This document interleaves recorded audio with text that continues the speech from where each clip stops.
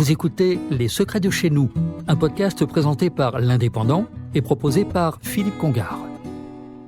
Perpignan la catalane, sa douceur de vivre, ses trois cultures, catalane, française et espagnole, la Méditerranée toute proche, l'Espagne, la voisine bien-aimée, peut aussi décevoir certains. Selon le dernier palmarès Villes et villages où il fait bon vivre, Perpignan se retrouve en 86e position, loin derrière Montpellier 28e et Nîmes 39e. Il faut avouer que les critères sont rigoureux et précis.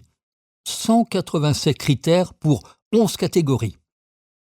Qualité de vie, sécurité, santé, transport, commerce, éducation, environnement, finances, solidarité, sport et loisirs, immobilier. Bon point pour la qualité de vie, notamment grâce à l'ensoleillement exceptionnel dans les Pyrénées-Orientales. Les Pyrénées sont toutes proches et la Méditerranée à quelques kilomètres de Perpignan. Sécurité. 161 policiers municipaux, 900 policiers nationaux et 780 gendarmes, soit environ 1800 forces de l'ordre pour la belle Catalane. Santé. Un hôpital public qui rêve depuis longtemps de devenir CHU et quelques cliniques privées. Dans le domaine de l'éducation, 114 établissements scolaires et 17 lycées privés se partagent l'enseignement primaire et secondaire. Pour l'enseignement supérieur, une université.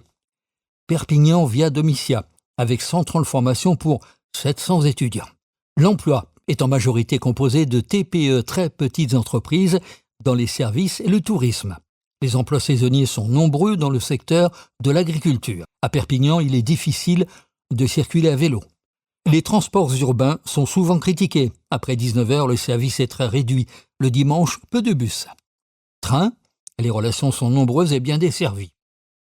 Vers le nord, notamment la capitale et Montpellier, et le sud, Barcelone, n'est qu'à 1h20 de Perpignan.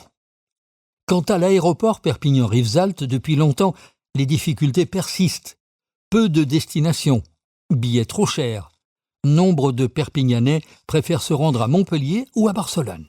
Malgré ces chiffres, consolons-nous, car Perpignan, c'est avant tout 300 jours de soleil par an. Le Castillet, le Palais des Rois de Majorque, pas moins de 34 bâtiments classés, la culture et la cuisine catalane, et cette tranquillité méditerranéenne si chère aux Catalans.